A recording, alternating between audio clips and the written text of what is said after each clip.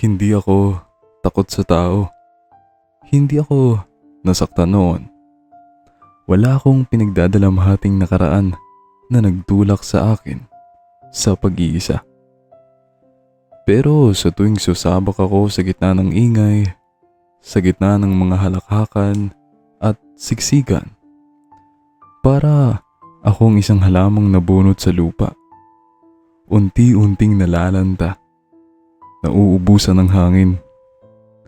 Mas gusto ko ang katahimikan ng sarili kong kumpanya. Mas panatag ako kapag walang umaasa, walang humihingi, walang nakakakilala.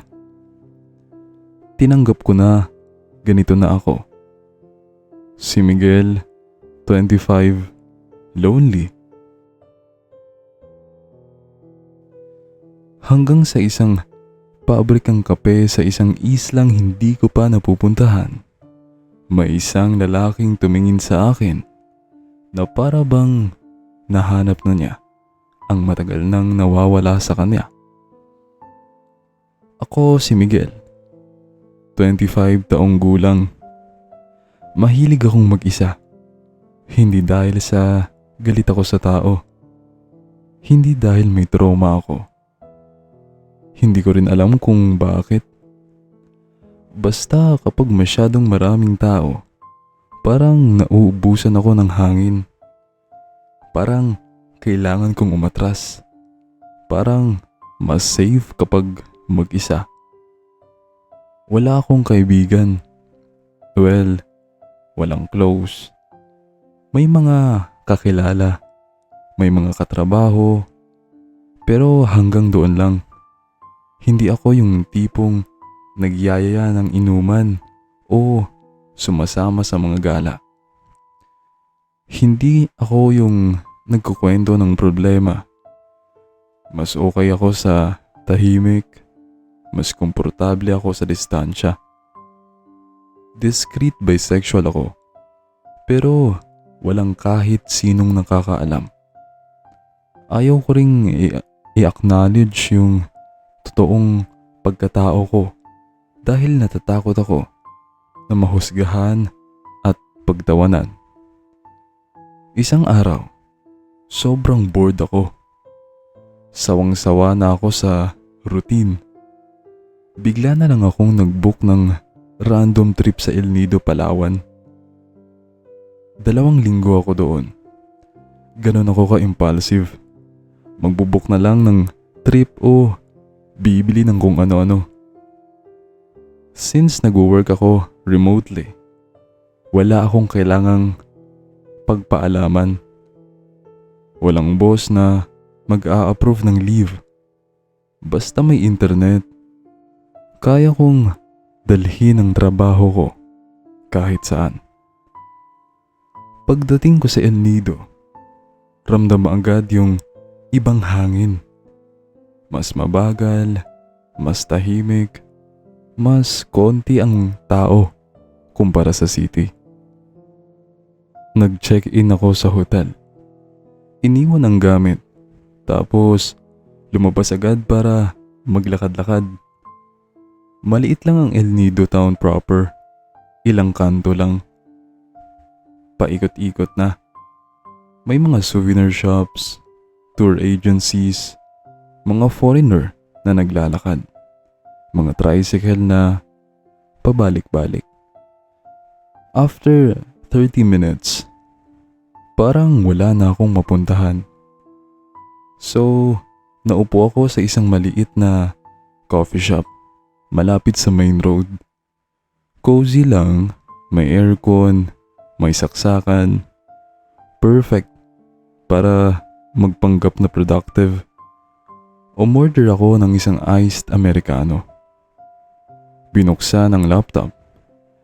Nag-reply ng emails, nag-check ng dashboards, nag-scroll sa ads report. At bigla ko itong naramdaman. Yung pakiramdam na may nakatingin sa akin. Una, deadma lang. Sanay na ako na minsan napapansin ng tao. May mga nagsasabi na gwapo daw ako, pero hindi ko alam. Tumingin ako sa gilid. May lalaki sa kabilang table. Solo rin. Naka plain white shirt. May maliit na backpack sa sahig. Hawak niya ang kape niya, pero hindi siya umiinom. Nakatingin siya sa akin. Nang magkatinginan kami, hindi siya umiwas. Ngumiti pa nga siya sa akin.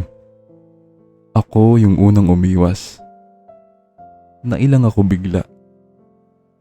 Ilang minuto pa ang lumipas. Hindi na ako makapag-focus sa trabaho. Tumayo ako para mag-refill ng tubig. Pagwalik ko sa table, nakatayo na siya sa tabi ko. "Hey," sabi niya. "Sorry if this sounds weird, pero kanina pa kita napapansin."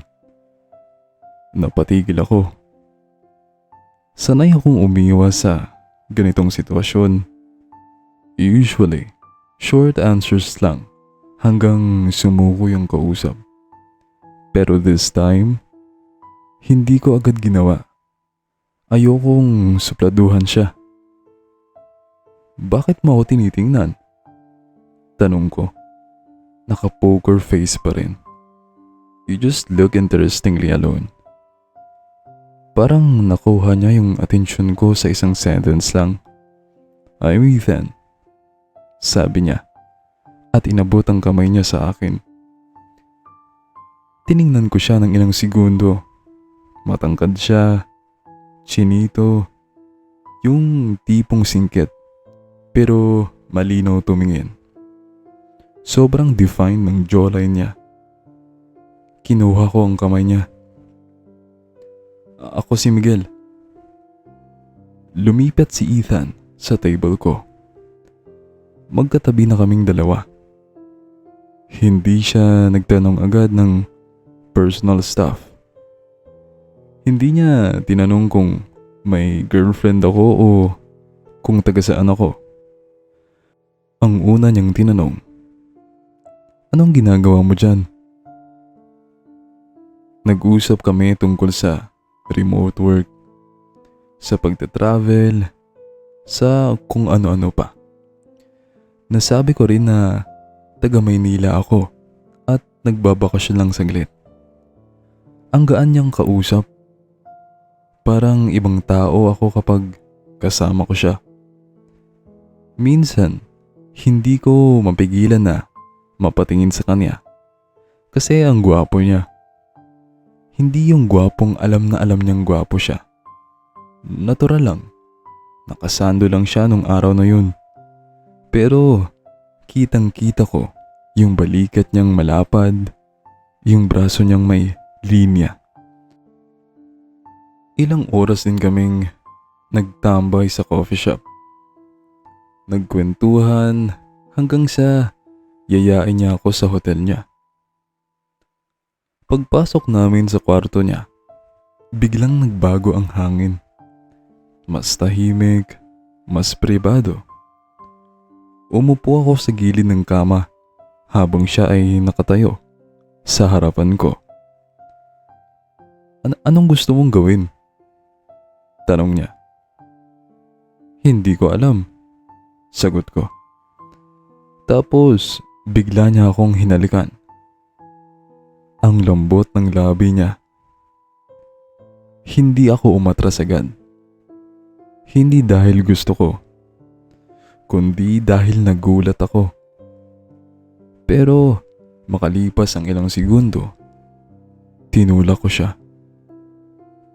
"Sorry," sabi niya agad. Hindi ko napigilan. Ang kisawal kasi ng lips mo. Tumayo siya. Hinamad ang sando at shorts niya. Lumapit siya sa akin. Pero pinatigil ko siya. "Anong ginagawa mo?" Tanong ko. Medyo naguguluhan. Mag-start na tayo." "Mag-start saan?" Bembang, sabi niya, sabay ginti ng nakakaloka. Baliw, sabi ko. Naguluhan siya. Akala ko sumama ka sa akin para makipagbembang.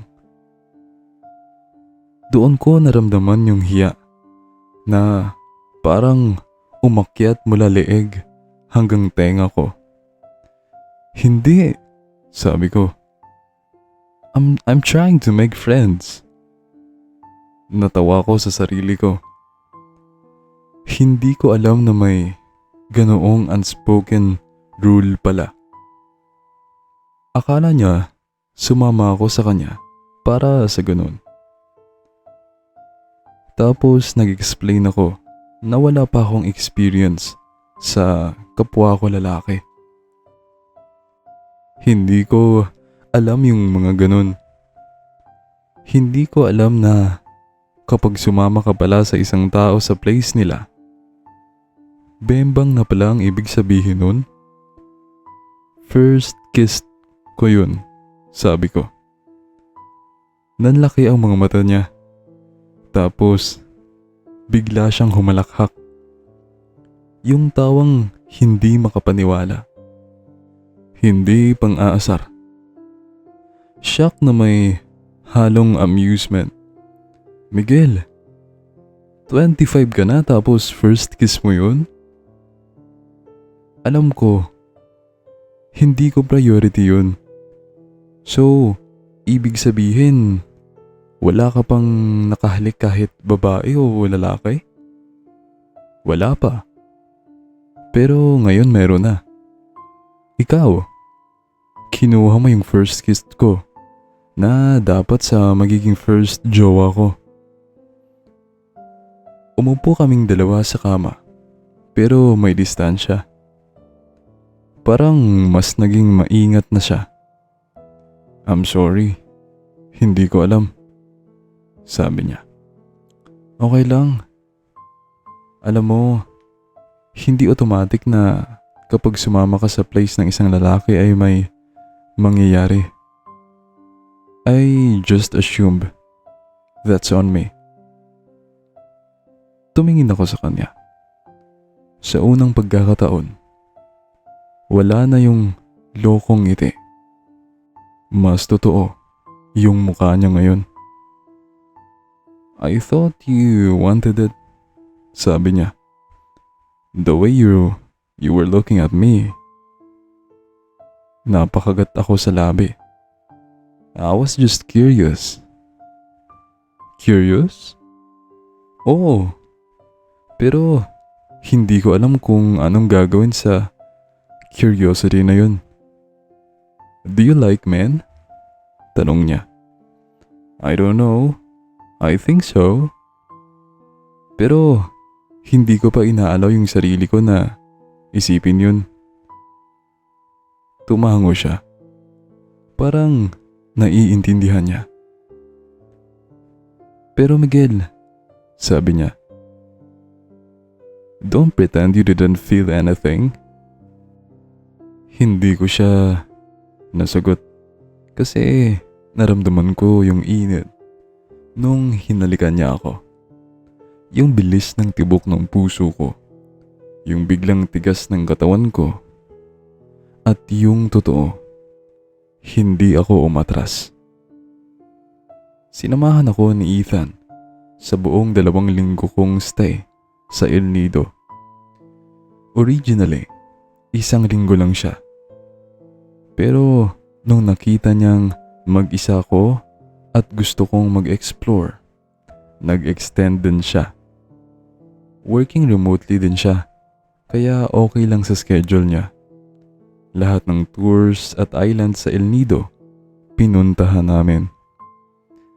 Kayang baybayin ang hidden lagoons, umakyat sa viewpoints na halos walang tao, lumangoy sa mga hot spring at nag-snorkeling sa coral reefs na parang nasa postcard. Sa loob ng 2 linggo, mas lalo ko siyang nakilala. Hindi lang sa surface level. Nakilala ko yung pagiging thoughtful niya, yung sense of humor niya, yung tawa na hindi nakakainis.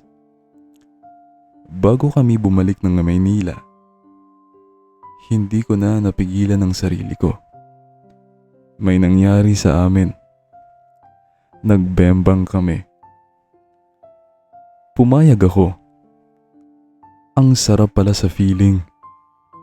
Ginawa niya lahat para masatisfied ako. Pagbalik namin sa Maynila, naging routine na namin ang isa't isa. Lagi kaming lumalabas, naggagala, naglalakad sa park, nagpo-food trip, o simpleng coffee date lang. Pero lagi rin may bem-bem moments. Hindi mawawala yun. Parang hinahanap-hanap ko na siya palagi. Kahit nasa gitna ng trabaho o habang nag-iisa sa bahay, naiisip ko siya. Lumipas ang ilang buwan. Unti-unting lumalalim ang samahan namin. Mas kilala ko siya. Mas kilala rin niya ako. Lahat ng dating pribado at tinatago kong bahagi ng sarili ko, mas komportable ko nang naipapakita. Hanggang sa isang araw, nag-confess siya. Gusto niya akong maging boyfriend. Gusto niya akong maging official. Sino ako para tumanggi? So ayun, naging official na kami. Discreet lang ang relasyon namin kasi hindi ko gusto na maraming nakakaalam. Pero sobrang saya namin kapag magkasama. Wala kaming pressure sa expectation ng ibang tao.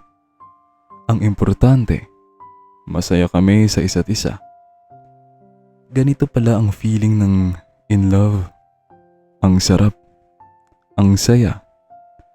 Yung tipong kahit simpleng lakad lang, kahit simpleng tawanan, ramdam mo na may taong nagmamalasakit sa'yo. Hindi laging perfect, may tampuhan, may selos, pero mabilis naming naaayos. Akala ko happy ending na kami. Pero hindi ko inaasahan yung susunod. Bigla na lang nakatanggap ng tawag.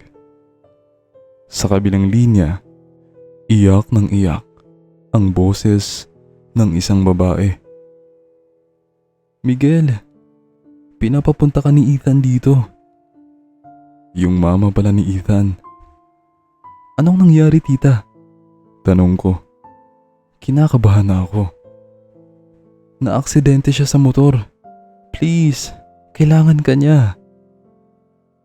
Para akong binuhusan ng malamig na tubig.